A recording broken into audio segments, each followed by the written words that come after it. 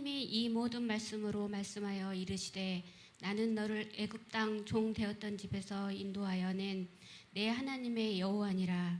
너는 나 외에는 다른 신들을 내게 두지 말라. 아멘. 우리 가슴에 손을 얹고 한번 고백하겠습니다. 나는 하늘 아래 하나밖에 없는 보석 같은 존재입니다. 시작. 나는 하늘 아래 하나밖에 없는 보석과 같은 존재입니다. 아멘. 수십억 인구 중에 하나님 우리를 지명하여 불러주셨습니다.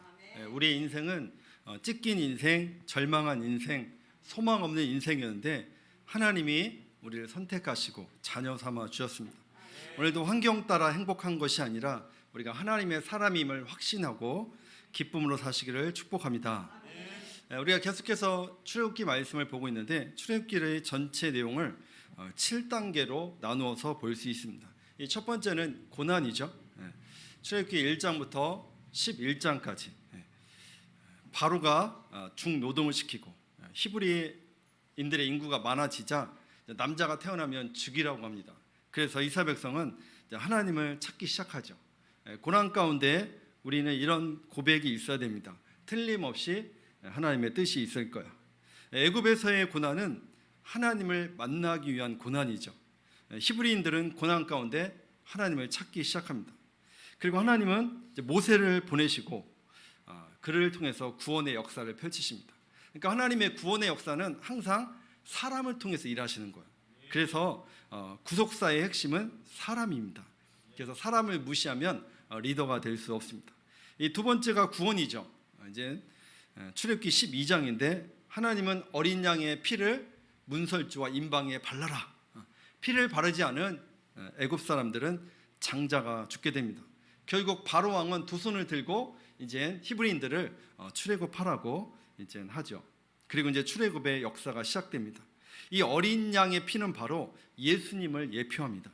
우리는 예수님의 그 십자가의 보혈로 죄 사함 받았고 하나님의 자녀가 되었습니다. 그러니까 신분이 바뀐 거죠. 이제 우리는 하나님의 자녀. 그런데 이제 세 번째가 홍해입니다. 출애굽기 13장, 14장. 하나님은 왜 홍해를 건너게 하셨을까요? 구원은 12장에서 끝났습니다. 여러분 이것을 잘 이해해야 돼요. 구원은 끝났는데 하나님이 홍해를 걷게 하는 거예요. 홍해를 신약 성경은 침례다 이렇게 해석을 합니다. 침례는 뭡니까? 나는 예수와 함께 죽고 예수와 함께 살고, 자기 부인이죠. 그러니까 히브리인들이 몸뚱이는 이제 나왔잖아요. 애굽의 종으로 살다가 이제 출애굽했습니다. 몸뚱이는 나왔는데 삶이 바뀌지 않죠. 하나님의 기대는 단순히 출애굽이 아닙니다. 이제 하나님을 예배하고 하나님의 사람으로 구별되게 살아가기를 원하죠. 그러니까 자기 부인이 안 되고 우리의 내면이 바뀌지 않으니까 하나님이 광야로 보내십니다. 이 네 번째가 그래서 광야인데 출애굽기 15장부터 18장까지입니다. 여러분 광야의 목적은 너 죽어봐라가 아니에요. 그 목적이 뭘까요? 하나님 의지하고 하나님 포커싱하고 하나님께 주권을 내어드리라. 그래서 광야를 통해서 하나님 우리를 훈련시킵니다. 때로는 첫 번째 우리의 기대를 무너뜨려요. 그때 십자가 앞으로 나와야 되고요. 두 번째 양식의 문제가 발생해요. 그때 하나님이 공급자임을 신뢰해야 됩니다. 세 번째 인생의 공허함, 허무함이 생겨요. 그걸 어디서 채워야 될까요? 백화점에서 채우는 게 아니라 성령님이 부어주신 은혜를 경험해야 돼요. 이 네 번째 사람과의 갈등, 사람으로 인한 상처, 배신감을 경험해요. 잘 생각해 보면 하나님이 나를 다듬어가는 과정입니다. 여러분 배우자는 거의 다 훈련 대장이라고 생각하면 돼요. 우리의 배우자는 나랑 같이 사는 인간은 훈련 대장이다 이렇게 생각하면 됩니다. 이때 필요한 것은 사람을 얻어야 돼요. 여러분 나에게 상처와 아픔을 주는 사람도 사람이지만 동시에 치료해주고 위로해주는 사람도 사람이다. 이 다섯 번째는 리더십의 한계를 경험합니다. 여러분 교회는 혼자 세울 수가 없어요. 하나님의 나라는 서로 드림팀이 되어야 돼요. 지적하고 비난하는 것은 누구나 다 할 수 있어요. 하나님은 우리를 돕는 자로 불러주셨어요. 여러분 이게 중요해요.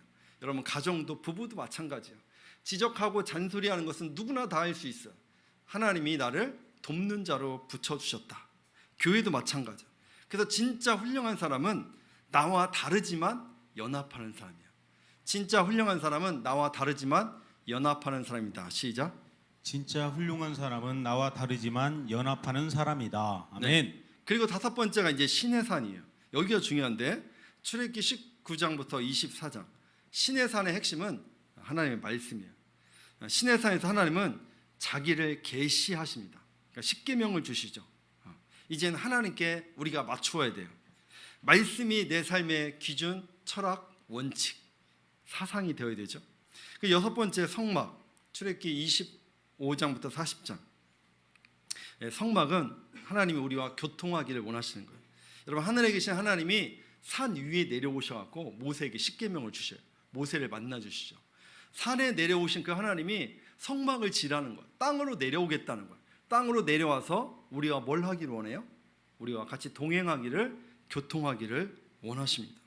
그리고 일곱 번째 단계가 이제 마지막 왕 같은 제사장으로 살게 됩니다. 우리는 새벽 예배 열심히 드리면 믿음이 좋은 사람이라고 생각해요. 아닙니다.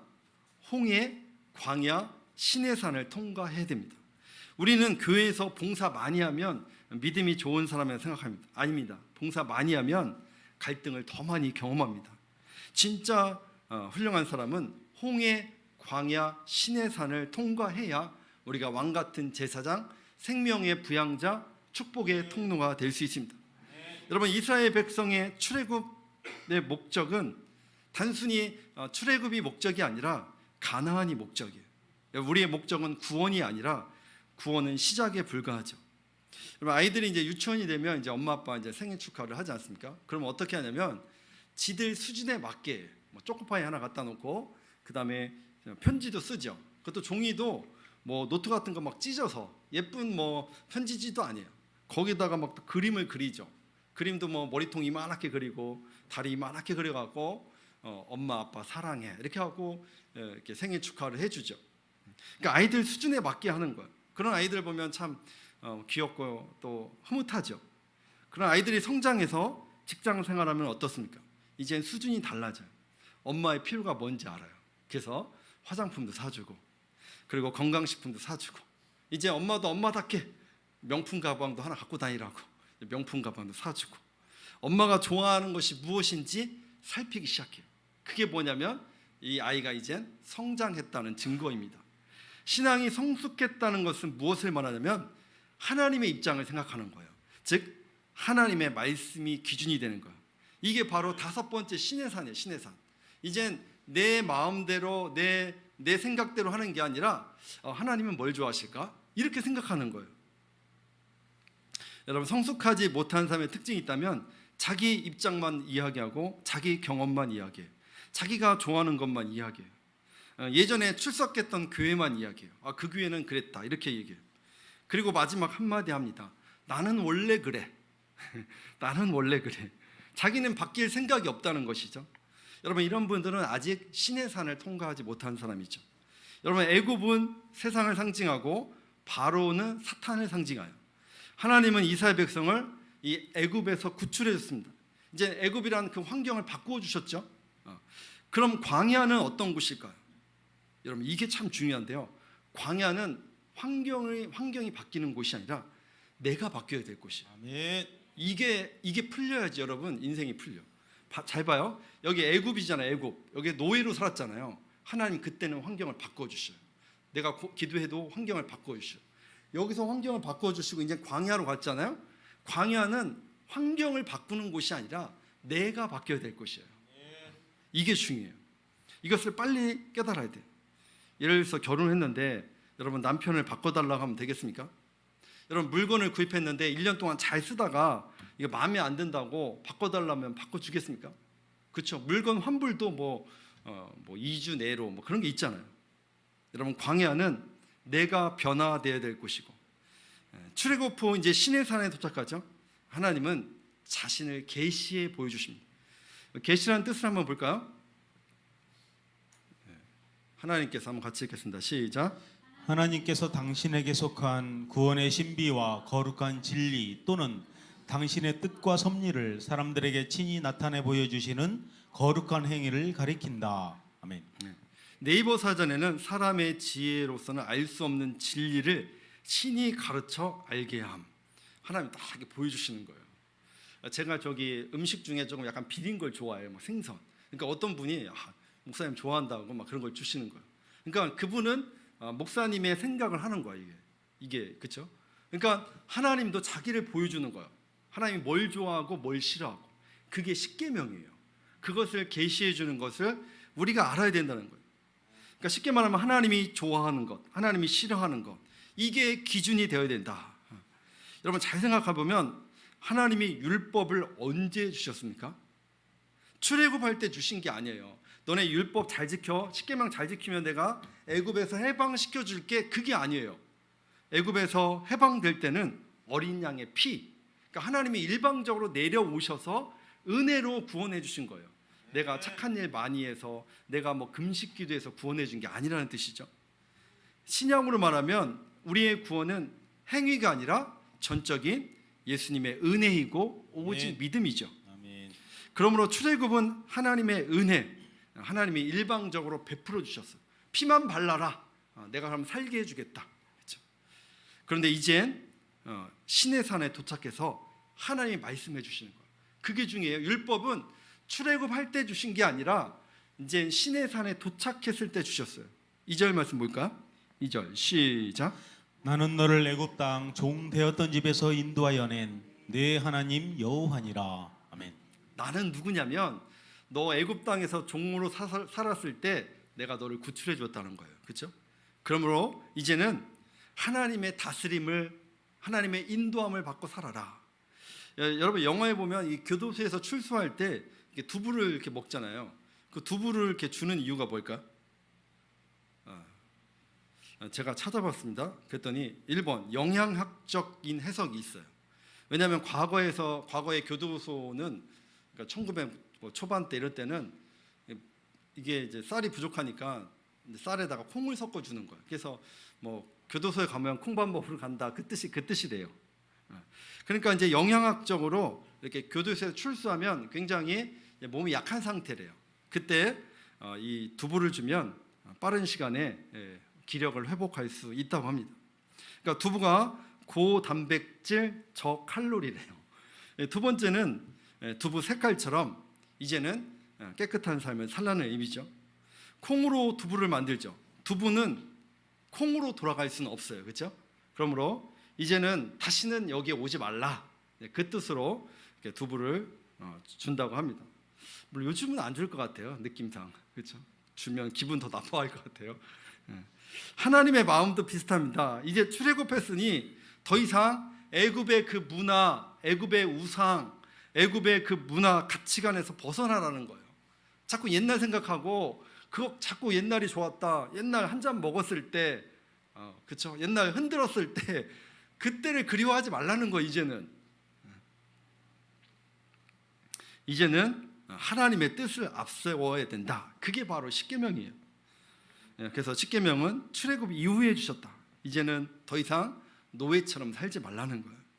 이젠 출소했으면 이제 새 삶을 살아야 되죠. 십계명을 지키지 않으면 자유인으로 사는 것이 아니라 다시 죄의 노예가 될 수 있다는 거예요. 십계명 다시 한번 볼까요? 십계명 크게 두 부분으로 나눌 수 있는데, 첫 번째 하나님의 사랑, 이웃 사랑. 하나님의 사랑은 1계명부터 4계명, 하나님에 대한 인간의 의무와 도리. 5계명부터 10계명은 사람과의 관계죠. 이 10계명을 아주 재밌게 쓴 유머가 있습니다. 한번 다음 화면 볼까요? 제가 1 하면 여러분이 읽어주시면 됩니다. 1. 2. 이상한 우상을 만들지 말라. 3.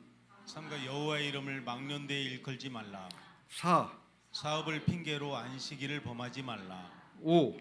어머니와 아버지를 공경하라. 6.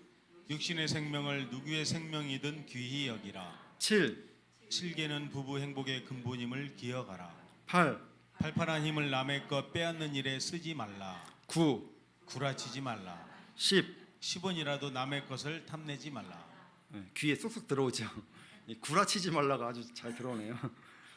오늘 10계명 중에 오늘은 제1계명 출애굽기 20장 3절 보면 너는 나 외에는 다른 신들을 내게 두지 말라. 그러니까 이게 불신자들의 입장에서 보면 굉장히 배타적이죠. 어떤 사람은 말해요. 이 세상에 절대적인 건 없다. 뭐로 가든 서울만 가면 된다. 이렇게 이야기하죠. 1계명은 하나님만이 참 하나님이시라는 거예요. 여러분, 하나님만이 참 하나님이라는 것은 교만도 아니고 어떤 편협도 아니고 영적 진리입니다. 여러분, 예를 들어서 요즘 온라인으로 우리가 물건을 많이 구입하잖아요. 뭐 쿠팡으로도 구입하고 막 그러잖아요. 그러면 이게 막 이렇게 여러 사이트가 있다 보면 이 비밀번호가 때로는 이렇게 안 맞을 때가 많이 있습니다. 그러면 그거 대충 친다고 그게 로그인이 될까요? 절대 안 그래요. 이거 숫자 하나라도 틀리면 아무리 쳐도 안 들어가요. 그렇죠? 비밀번호를 정확히 입력하는 게 교만이 아니죠. 그러니까 나 외에 다른 신들을 내게 두지 말라. 이 1계명은 편협한 것도 교만한 것도 아닙니다. 여호와 하나님 외에는 다른 신이 없기 때문에 그렇죠. 창세기 1장 1절 말씀에 보면 태초에 하나님이 천지를 창조하시니라. 하나님이 시작했어요. 하나님은 무에서 유를 창조하셨죠. 시작도 하나님이시고 끝도 하나님이셔요. 그러니까 나머지 신은 신이 아니라 사람에 의해서 만들어졌기 때문에 다 가짜고 짝퉁이죠. 이 나 외에는 다른 신들을 내게 두지 말라. 이 첫 번째 의미가 있다면 하나님만 예배하라는 거예요. 하나님만. 예배의 대상은 오직 하나님. 그런데 이들이 히브리인들이 애굽에 있을 때는 막 우상들이 많이 있었거든요. 이젠 그건 다 가짜고 하나님만 섬기라는 거예요. 영어로 예배가 워십 아닙니까? 워십. 최상의 존경과 존귀를 그것을 받을 만한 가치가 있는 분께 드리는 행위. 그러니까 예배는 하나님께 최상의 가치를 올려드리는 것입니다. 우리가 종종 교회 올 때 예배 보러 간다 이렇게 얘기하잖아요. 틀린 말은 아닌데 또 정확한 표현은 아니야. 예배를 우리가 보러 가는 게 아니라 예배하러 가는 거예요.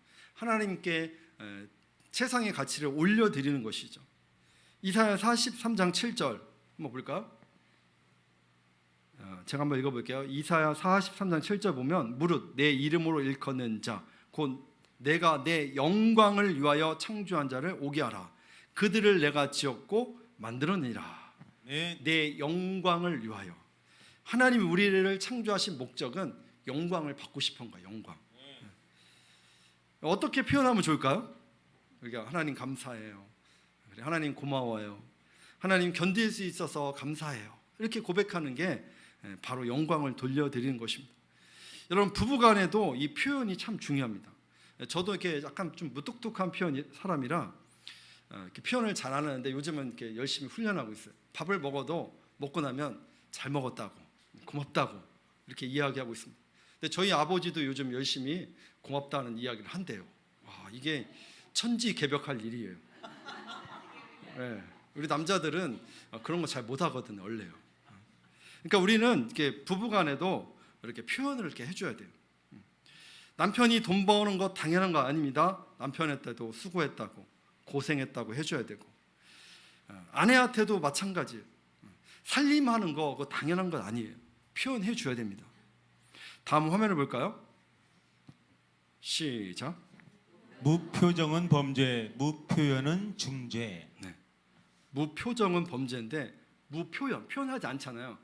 잘 먹었다고, 고맙다고, 나랑 살아줘서 고맙다고 이런 거 안 하면 중죄. 저건 저 깜빵 가야 돼요. 그러니까 우리 어떻게 해야 돼요? 목사님 그거 다시 띄워주세요. 잘 기억하세요. 다시 한번 읽겠습니다. 시작. 무표정은 범죄, 무표현은 중죄. 그러니까 하나님은 우리에게 이런 것을 받고 싶어 한다는 거예요. 우리의 영광을 받고 싶어 하는 거예요. 그러니까 우리가 표현하는 거잖아요. 입술로 표현하고 박수로 찬양하고 온몸으로 하나님께 영광을 돌리는 것이죠. 그게 하나님께도 해야 되지만 부부간에도 해야 된다는 거예요. 교회 성도간에도 해야 되고 표현해야 돼. 표현. 그러니까 하나님은 영광을 받고 싶어요. 하나님은 우리의 표현을 받고 싶어합니다.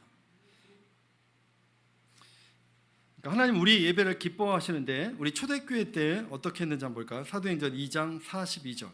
저희가 사도의 가르침을 받아 서로 교제하며 떡을 떼며 기도하기를 전혀 힘쓰니라. 가르침을 받았다. 설교. 예배는 설교도 있고 교제도 있고 떡을 떼기도 하고 기도, 예물, 찬양이 있습니다. 역대상 16장 29절 한번 같이 한번 읽어볼까요? 시작. 여호와의 이름에 합당한 영광을 그에게 돌릴지어다. 예물 가지고 그 앞에 들어갈지어다. 아름답고 거룩한 것으로 여호와께 경배할지어다. 아멘. 하나님께 올 때는 우리의 마음을 드리고 몸을 드리고 또 우리 안에 계신 예수님과 함께 예배를 드리고, 그렇죠? 골로새서 3장 16절 시작. 그리스도의 말씀이 너희 속에 풍성히 거하여 모든 지혜로 피차 가르치며 권면하고 시와 찬미와 신령한 노래를 부르며 마음의 감사함으로 하나님을 찬양하고. 네. 아멘. 나 외에 다른 신들을 내게 두지 말라. 하나님은 우리의 예배를 받고 싶어하는 거예요. 우리의 찬양을 기뻐 받으십니다. 두 번째, 나 외에 다른 신들을 내게 두지 말라. 이것은 예수님만이 구원자임을 말하는 거예요. 그렇죠. 요한복음 14장 6절 볼까? 시작. 예수께서 이르시되 내가 곧 길이요 진리요 생명이니 나로 말미암지 않고는 아버지께로 올 자가 없느니라. 아멘. 하나님께 갈 수 있는 길은 오직 예수님. 그래서 예수님을 구원자라고 하는 거예요. 메시아. 하나님께 갈 수 있는 유일한 길은 예수님밖에 없다. 그 예수님이 단번에 죽으심으로 말미암아 우리에게 생명을 주셨습니다. 여러분, 성막의 그림을 한번 볼까요? 성막의 문이 몇 개라고 했죠? 네, 문이 딱 하나예요. 그러니까 하나님께 갈 수 있는, 지성소까지 갈 수 있는 길은 딱 하나. 저 문은 바로 예수님을 예표하는 거예요. 예수님은 또 내가 양의 문이다 이렇게 얘기했죠. 그러니까 나를 통하지 않고서는 하나님께 갈 수 없다. 종교 다원주의를 사상이 많죠. 절대 종교는 없다. 산이 있는데 어디로 가든지 정상만 올라가면 된다. 이런 사람이 많이 있습니다. 하지만 예수님은 그렇게 말하고 있지 않죠. 사도행전 4장 12절 시작. 사도행전 4장 12절. 다른 이로서는 구원을 받을 수 없나니 천하 사람 중에 구원을 받을 만한 다른 이름을 우리에게 주신 일이 없음이라 하였더라. 아멘. 예수님만이, 예수님을 통해서만이 우리가 구원에 이를 수 있다. 여러분, 믿지 않는 가정이라면 신앙을 지키기가 쉽지 않죠. 때로는 핍박도 받고 때로는 눈치도 봐야 돼요. 그래서 여러분, 믿음의 길이 그 고난의 길이고 외로운 길이에요. 그럼에도 여러분 포기하지 마시길 축복합니다. 우리는 구원받기 위해서 십계명을 지키는 게 아니에요. 십계명은 이미 우리가 구원받은 사람이 지켜야 될 말씀이죠. 미국 초기 청교도 역사 속에 위대한 영향을 끼쳤던 조나단 에드워드가 이런 말을 했습니다. 예수 믿고 복 받으려는 사람은 많은데 예수 믿고 예수님처럼 거룩하게 되기 위해서 몸부림치는 사람은 왜 그렇게 찾아보기 힘들까? 여러분, 다시 한번 우리 출애굽기 19장 24절 말씀, 7가지 단계 한번 다시 한번 볼까요? 네, 쭉 내려주시면 출애굽기 19장부터 24장의 핵심은 뭐라고요? 신의 산. 신의 산 하면 여러분 하나님의 계시, 말씀, 이게 생각나죠? 이제 말씀이 기준이 되어야 돼요. 그러니까 내가 기준이 아니라, 내 감정이 기준이 아니라 말씀이 기준이 되어야 된다. 이게 참 수준이 있는 신앙인데, 여러분과 사람과 갈등이 있을 때 여러분 성령님이 들려주시는 음성이 반드시 있어요. 왜냐하면 우리 안에 성령님이 계시기 때문에. 그리고 그 순종하면 어떤 간증이 있냐면, 제 경험이나 여러분의 많은 사람들의 간증에 공통점이 있습니다. 내가 그렇게 미웠는데 어느 순간 불쌍하게 보인대요. 그게 바로 긍휼의 마음이죠. 이 정도면 여러분 신앙이 그래도 성장했다고 볼 수 있어요. 왜 그럴까요? 내 감정을 선택하지 않고 성령님이 들려주시는 그 음성이 있거든요. 성령님이. 그래서 불쌍하게 보여요.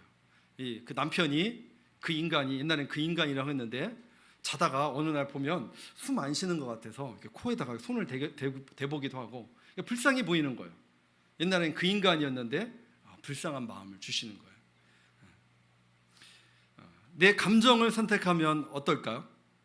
죽일 놈, 살릴 놈 이렇게 되는 것이죠. 말씀을 선택하면 어떨까요? 솔직히 사랑하기는 어려워요.